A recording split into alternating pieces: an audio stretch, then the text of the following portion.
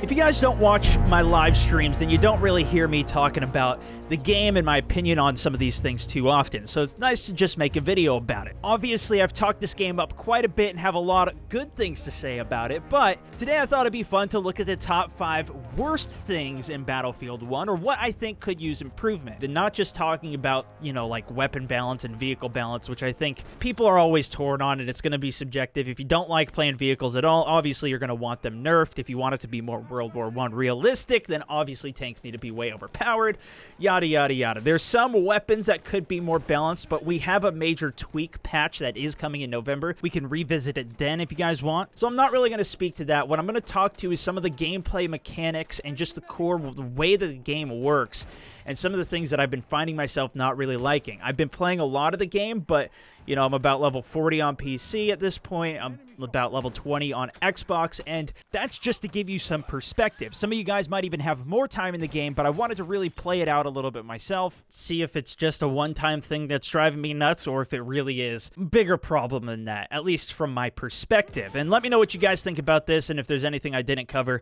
again, let me know in the comments. So the first thing I've noticed is that the progression is getting pretty boring. Once you get past the initial couple of unlocks, you can get all of the weapons unlocked at like level 4 for each of the classes. Then you're just grinding all the way out until level 10 just to get that last gun unlocked.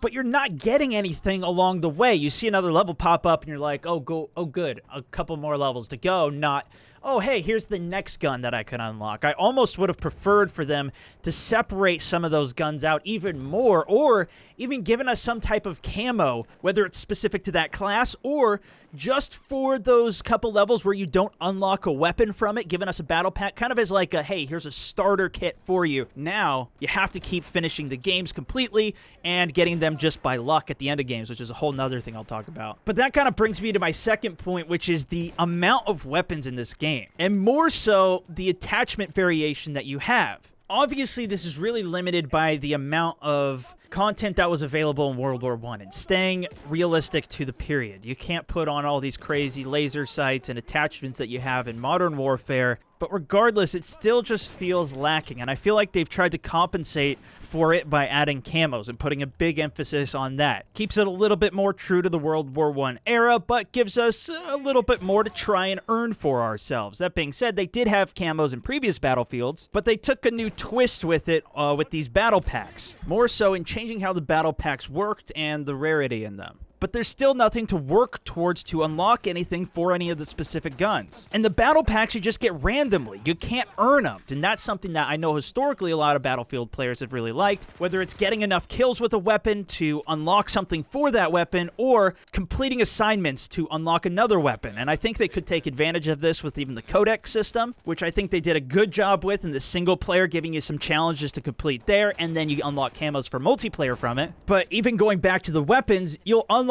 all the weapons just by grinding out all the classes. And yeah, you still need to get the war bonds in order to unlock it, but it's still just grinding. It's not actually working towards challenges. The amount of weapons that you have, it's really the same couple of weapons with a couple of different variations in terms of what would have been just attachments back in previous Battlefields is now completely separate weapons. That kind of covers the more weapon attachments and more weapons, 2 birds with 1 stone almost, but it feels a little lacking, especially with how guns are currently balanced, and I'm looking forward to that tweaks update. In addition, I kind of had the mentality looking back at the previous Battlefields, which already have all of their DLCs out for them, comparing this to just the vanilla game. So we'll have to see if and how many guns come out with DLCs, and if they have challenges or assignments that you have to complete in order to unlock them. And you may be saying, well, Stone, they have a new medal system that will reward you for completing these challenges that you want so badly. And I thought it would be this great way to get extra XP for completing these really difficult challenges, but this is now my third point. The medals, I feel like working towards them, it gives you less than if I would have just been playing the objective or been in a tank or something. Some of them do work in your favor and maybe just tweak your gameplay a little bit. I like it. But some of these, they're just a distraction to slow you down from trying to unlock your assault rifle, your Hell Regal, or trying to get your Calibri unlocked.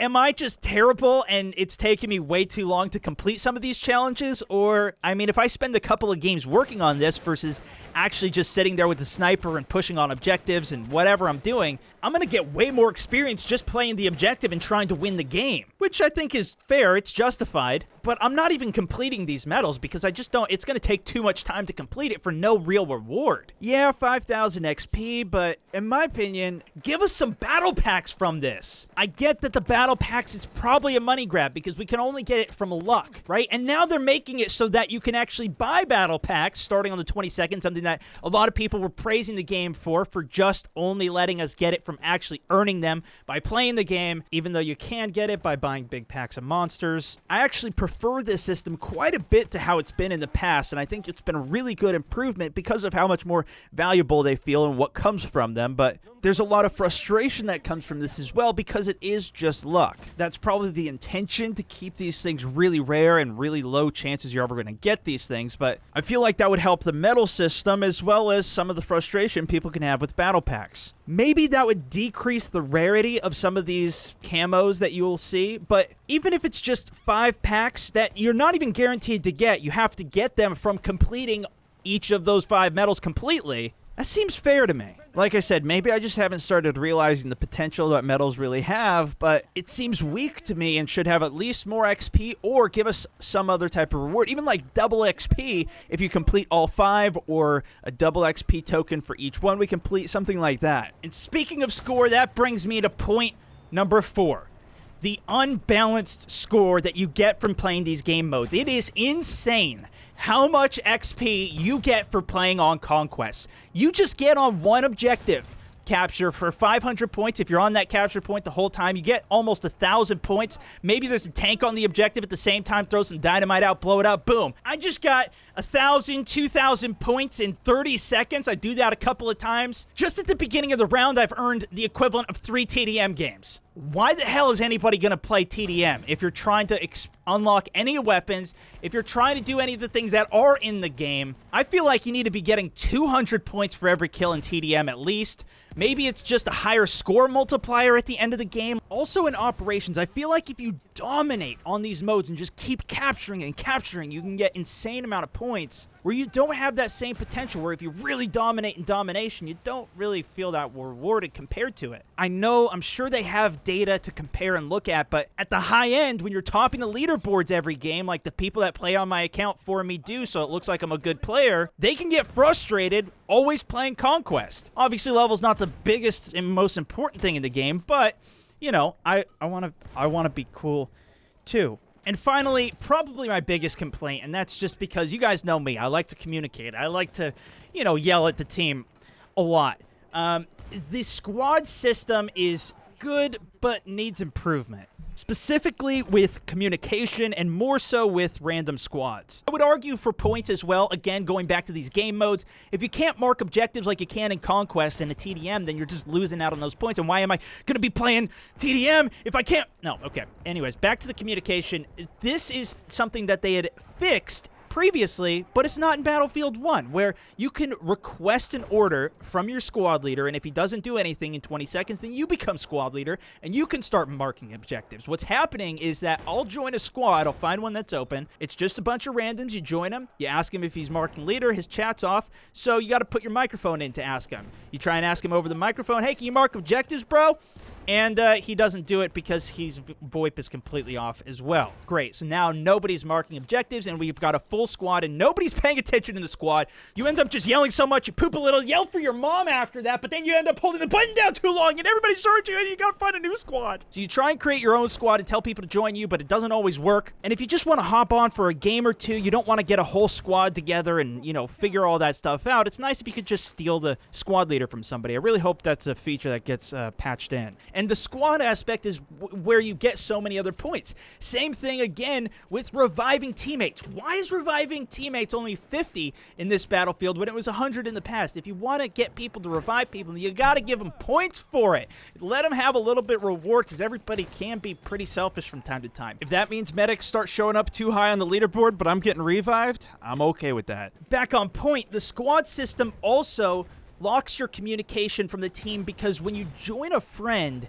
you automatically join a squad together with them, but your squad is set to private. So now nobody can join you. You could be sitting in a 2-man squad and be like, hey, why is nobody joining my squad? Can they smell the one that I just... Probably going to address this in another video to try and get more people doing this. But having a full squad gives you a really big advantage, being able to have better spawn points, more points based off of revives, all that stuff. And setting it to private, yeah, it might help protect the squad while people join into it. Ultimately, it hurts the overall team. And a solution to that would just be, okay, let it be a locked squad, but just for a minute.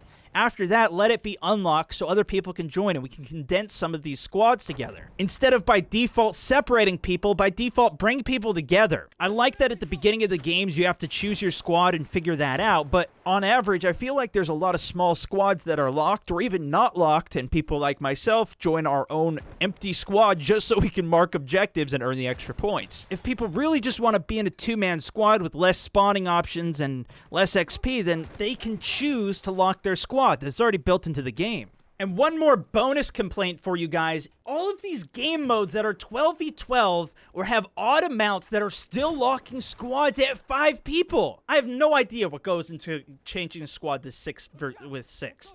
Sometimes it even glitches and gives you 6 people in a squad. But to join a game that already has 2 5-man squads in Rush, and you're one of those 2 trailing guys in your own independent little squad, and you don't have good spawn, it really sucks. Even if you just open it up to an entire team where you can work together and talk to your whole 12-man team, it's much more manageable than 32 people in one. I get that you can't have 32 people all talking and working together, but even, I'd argue you could do 12. Even back in Battlefield 3 on console, you could set your chat to team, and I loved that for my YOLO series. But 6, definitely. It drives me insane when I join those games, and I just back out because it's not worth it. And I get the other team has the same disadvantage, but you're still singling out these couple of people that don't get to be in a squad or play with people. Overall, though, I really love this game, and I say these things out of love and hope that they get improved because I think it would be overall better and more beneficial for the game. Now, I haven't done a video like this with just